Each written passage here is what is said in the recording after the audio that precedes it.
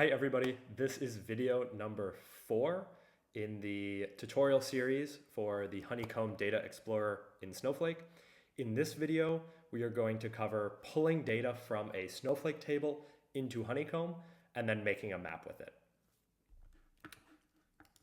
So to get started, we are going to use this left-hand side on the welcome screen here, select a Snowflake table. So here we can see the list of available tables, and at first glance this might look a little bit odd because rather than seeing names, we're seeing this long string of characters here. And this is unfortunately due to technical limitations. The Honeycomb app itself can't see the database and the schema and the table names that you have shared with it. Rather, the app itself can only see this alias string here. So if you remember back in the first video, we shared a single table with Airbnb data with Honeycomb. And so that is actually the table that we see here. In this case, because we just shared a single table, it's pretty straightforward to know which table corresponds to which alias. But if you share many different tables, it's not as straightforward. Luckily, there is a query that you can run where you can see the relationships between the table aliases that you see here and the table name and database and schema that you are familiar with. So I'll copy this query here just to show you how to do that. So I'll copy this query and then open up a worksheet in the Snowsite UI. I'll just paste this query in here, run it, and here we have all of the references, is what they're called, references that are defined for this application. So the first one here isn't really relevant. This relates to the Mapbox tile integration that we set up in the first video. But the second one, data tables, is what we're looking for. So I'll scroll to the columns on the right here. And here I can see the alias and then object name, schema name, and database. So I'll go back to the Honeycomb window and look for the alias here. It's 8EEC. And let's look here, 8EEC. There we go. So it looks like this corresponds to a table that is in the database consumer, the schema public, and then the object Airbnb sample data. Okay, so now we can use this technique to figure out which alias corresponds to which table.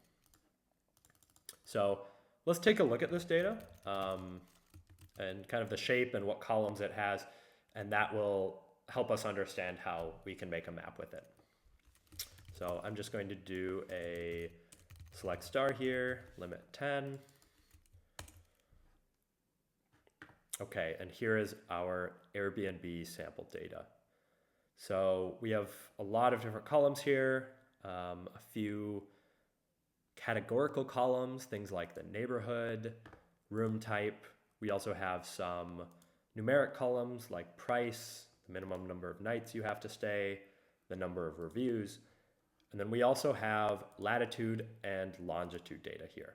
So Honeycomb supports 2 different types of geospatial data right now.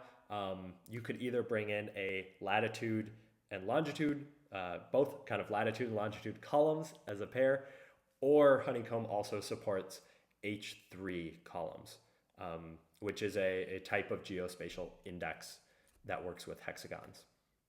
And we'll get into the details of H3 in a future video. But in this case, here we have latitude and longitude columns, so this data is good to go. A few things to note: Honeycomb will attempt to find columns that have latitude and longitude data in them, and we'll do that by looking at whether the numbers fit what a latitude and longitude should be. They need to be in the WGS 84, or I believe that's EPSG 4326 coordinate system. So if you have maybe XY coordinates that look a bit different than this, you might need to look at transforming your data or reprojecting it to the correct coordinate system. And there are some Snowflake native functions that can actually do that for you within Snowflake. So looks like my data is good. I have the latitude and longitude column, and I have some different interesting columns that we can use alongside that. So let me jump back to Honeycomb. I want to load this table, so all I need to do is click on it. And we'll see this loading data pop up for a second. One thing to know about how Honeycomb works is that Honeycomb will load all of your data from the table up front, and then different aggregations or slicing and dicing and filtering the data all happens on the client side. And the reason Honeycomb does that is for speed. By pulling the data up front, then it can slice and dice and visualize data very quickly after that. So here we've pulled in the data from our Snowflake table. It's a lot of dots. I think we're in London, but it's a bit hard to see with all of these dots. So to get started, I'll click on the Edit Map window on the right-hand side here. We can see our single data source, Snowflake table, and then the alias. It's not a great name, so I'm just going to change this to Airbnb or London Airbnb data. Okay. Now let's work on these map layers. So to start, yeah, there's a lot going on here. So to start, I'm actually going to click on the point layer and turn it off, make it hidden. Now the layer's still here, so we can go back and use it later, but now it's just hidden from the map. And I'll actually add a map layer. I'll add a map layer here. This defaults to a honeycomb or an H3 layer, which is great for aggregating data and making heat maps. So I'll click my London Airbnb data source. I want the layer to be visible. Opacity looks good. And now it's asking for an H3 field. Now, my original data set that we just took a look at doesn't have an H3 field. However, if you bring latitude and longitude data into Honeycomb, it will calculate the H3 field for you automatically. And so it'll just create a column named H3. So I want to use that column. Now here, measure field. Well, in this case, I'm just interested in density. So just the number of Airbnb properties in each hexagon. So in that case, I'm just going to count the number of IDs. So for measure field, I'll click ID. And then for aggregation type, I will click count. Okay, and now we have something. So here is a heat map of the density of rental properties within London. Now, you'll notice as I zoom in and out, Honeycomb is doing the aggregation to different H3 resolutions automatically. And this is a great way to see both maybe the forest or a high level view of your data, and then be able to zoom in and see trends in different neighborhoods really easily. So here, I think this is the Hyde Park neighborhood, and I can see some different trends and where properties are concentrated. Can also do things here like changing the color scheme. Blue looks pretty cool. I can change how the values are interpolated into colors and do different things like reversing the color scheme in that. So now I have a pretty cool heat map of where there are rental properties in London. Now let's step on to the components feature.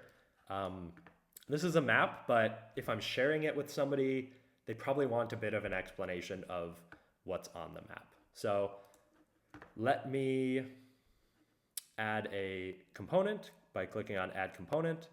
I want a title card. I want it on the left side.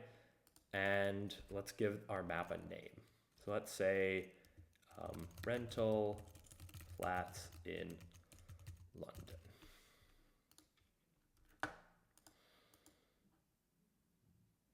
And for now, I won't have a subtitle. Okay, so this is looking pretty good. I've got a heat map of rental flats in London. But let's say I want to dive into the data and do a bit of analysis. Let's add another component here, and let's make it a bar chart.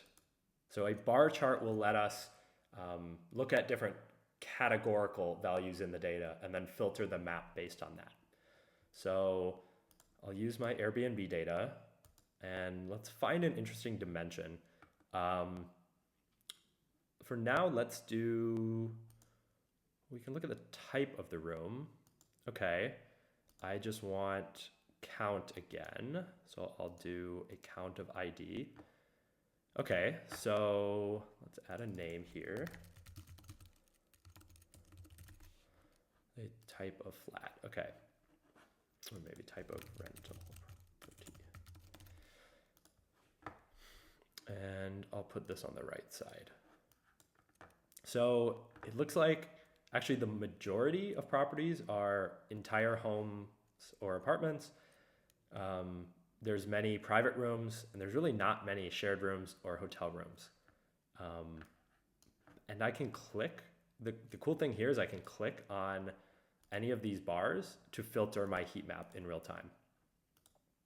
So just by clicking here, it actually looks like there's a lot more private rooms comparatively on the eastern side of London, and a lot more kind of entire home or apartment rentals here on the western side. So that's pretty interesting. Okay, it looks good for the component. Well, actually, I have these two map layers and I want to be able to easily switch between them. So to do that, I will add a legend component here. There's really not many options with this component. You just see a list of the map layers that you have. So this isn't the most intuitive. This is just called new map layer. Let's go back to the map layers tab here. Click on this Honeycomb H3 layer, and let's give it a better name. Property density, and then point layer, we can call that location or property locations. Okay. Now let's go back and take a look at property locations. So now we've turned off our density heat map and we've turned on our point layer. And oh, it looks like we're still filtered here. So I'll click on this bar again to unfilter. And let's make this point layer a bit easier to use. So points are pretty big right now. Let's bring this radius down to 10. Here you have options both for radius, which is the size of the point on the map itself, kind of in the real world on the map. Here we have 10 meters. And we also have this option for radius minimum pixels. So what the radius minimum pixels will do is let you keep the points on the map even when you zoom out. So if you have a really small radius and you zoom out to say a continent level, you'd never be able to see a 10 meter point, right? So with this radius min pixels, what that says is even if I zoom all the way out, the points will still take up at least 1 pixel on the screen. So that's a nice way to make sure that even if your users zoom out, they can still see where the data is. So right now, all of the points are red. I can change the color here, maybe make them all purple if I want to. Or I could also use a color scheme for the points. And a color scheme is going to take one of the other fields in our data and use it to color the points. So let's see what we could do here. Let's actually color based on price. So in this case, more expensive properties will be darker on the map. Let's use this purple color scheme.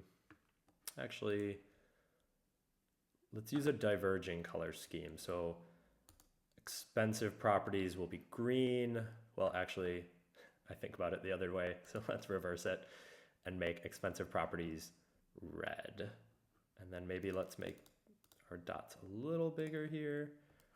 Yeah, okay. So now we have a map that shows all the points of different rental properties in London, and each dot is colored based on the price. I think that's pretty cool. So I'm going to stop here for the map. There's a lot of different things that you can do and a lot of different analyses you can do with this data. I should have mentioned this a bit earlier, but this data set that I'm using is available on the Honeycomb documentation page, on the page for this tutorial. So you can go grab this data, bring it into your Snowflake account, and then follow along with this tutorial. If I wanted to go one step further, I might add a histogram chart as another component, and maybe I would show price on that chart, so then I could filter and see which properties are in which price range. That could be pretty interesting. Yeah, I like light mode. Could change the map to dark mode if I wanted to. Ooh, that's kind of cool. Let's stick with light mode for now. I think that's it for this video. In the next video, I will touch on saving this map and then sharing it so others can use it. So that's it for now. Stay tuned for the next video, and thanks for the time. This was a bit of a longer one.